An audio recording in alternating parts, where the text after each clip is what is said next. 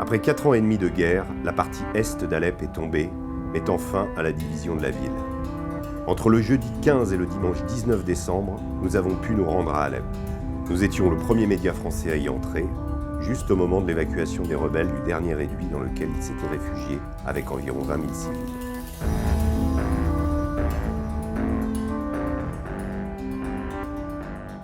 Jeudi 15 décembre, 14h. La nouvelle tombe. Les rebelles se rendent. À ce moment, nous entrons dans Alep par le sud. Nous traversons des quartiers qui, il y a quelques jours encore, étaient leur territoire. Ils sont dévastés par les combats.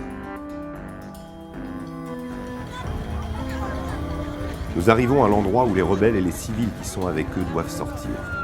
La scène se passe dans le quartier de Ramoussé, en lisière de celui de Salah Eddin. La foule rassemblée est nerveuse. Elle est encadrée par des militaires et des policiers qui la font reculer.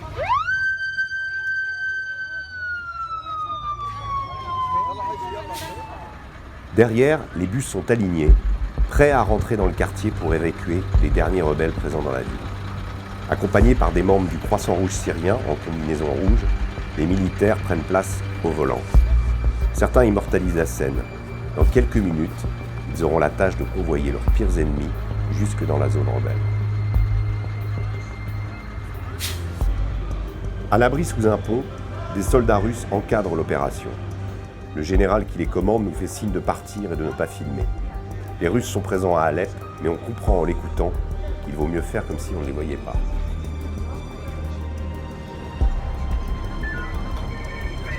« 16h30, la nuit tombe. Le convoi se forme sur la rocade. Il est désormais prêt à partir pour rejoindre la province d'Idlib, encore aux mains des rebelles. D'autres convois suivront.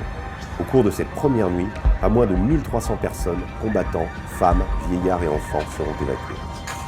Juste derrière, vous avez environ une quinzaine de bus. Donc c'est la première journée d'évacuation de la poche rebelle et des blessés à Alep. Le début de la fin de la présence rebelle dans la ville.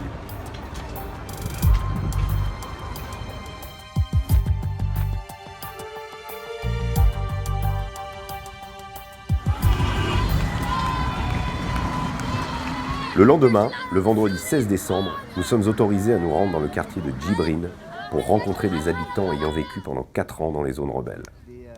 Le camp dans lequel ils ont été regroupés est situé en limite d'une décharge dans laquelle jouent des enfants. Alors ici nous sommes dans le camp de Djibrine, en fait, qui fait partie du quartier Djibrine plus exactement.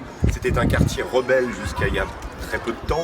La plupart des familles qui ont été installées à la hâte, en fait, sont des familles qui vivaient dans les quartiers est. Beaucoup à qui nous avons parlé nous ont raconté que leurs maisons ont été complètement détruites par les bombardements. Et donc ils se retrouvent ici. Il y a beaucoup d'enfants dans ce camp.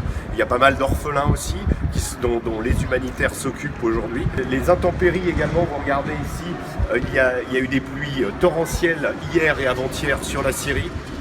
On annonce également des chutes de neige, il fait très froid.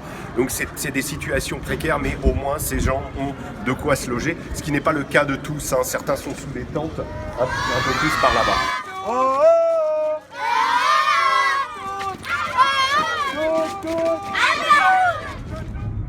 12h, coup de théâtre. Nous apprenons que l'évacuation des rebelles est interrompue. On ne sait pas encore ce qui s'est passé.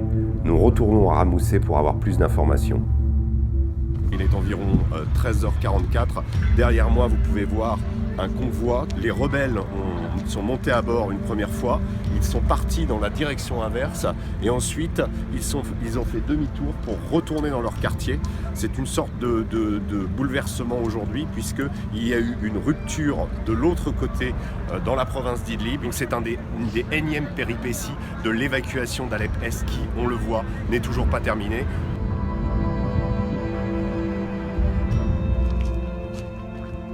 D'autres anciens quartiers rebelles sont à nouveau accessibles. Ici, la vieille ville et la citadelle, particulièrement éprouvée par 4 années de guerre. Devant caméras et objectifs, des soldats syriens mettent le feu à un drapeau de l'armée syrienne libre. Sur l'esplanade, devant la citadelle, l'ancien PC des rebelles ressemble à Stalingrad.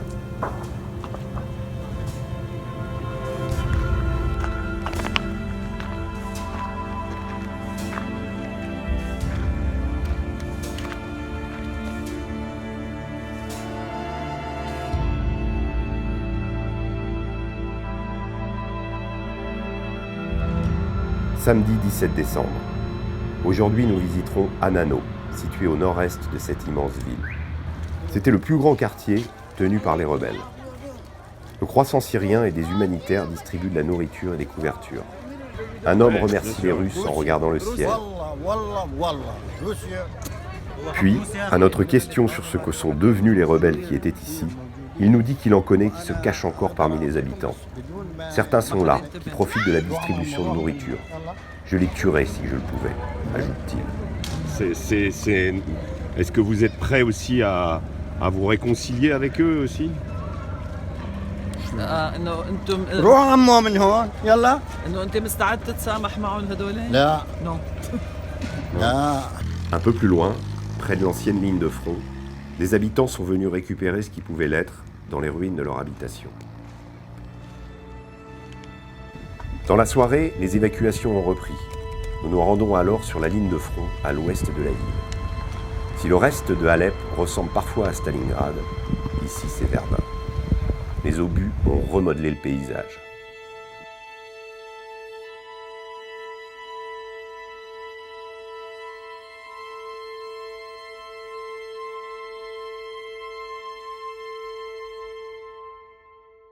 Dès notre arrivée, des tirs qui semblaient proches font réagir les soldats. Ceux-ci se mettent en position dans les ruines. Certains étaient cadets dans les académies militaires d'Alep. Celles-ci ont été entièrement détruites quand le siège a été brisé par les rebelles début septembre.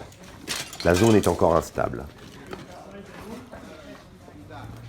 Le lendemain matin, nous retrouvons le jeune officier Yacoub Moussa, blessé 2 jours plus tôt par un mortier. Il pose fièrement dans les ruines de l'académie militaire. Plus tard, c'est lui qui ouvre la marche pour aller inspecter un char rebelle détruit dans les combats. Soudain, il s'immobilise.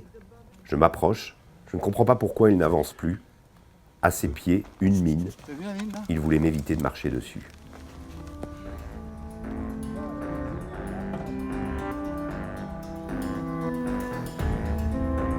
Dimanche 18 décembre. Nouveau rebondissement. Les bus qui servaient à l'évacuation ont été brûlés par un groupe rebelle. On craint le pire, un nouveau report. 3 jours plus tard, Alep sera entièrement aux mains du gouvernement syrien. Sur cette photo prise par l'AFP, les derniers rebelles quittent la ville.